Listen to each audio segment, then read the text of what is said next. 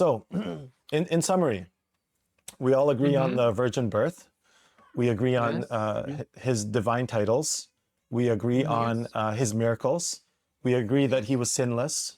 And we agree that he ascended and then he's coming back. You'll also, to some extent, agree that he was crucified. The Christians will say that he was crucified, he died, and he rose again. And then he ascended. Okay, let's look for then, let's look at Muhammad. Let's look at Muhammad in terms of whether he was sinless. Because you're saying that all the prophets had sin except for Jesus and Muhammad. Is that what you're saying?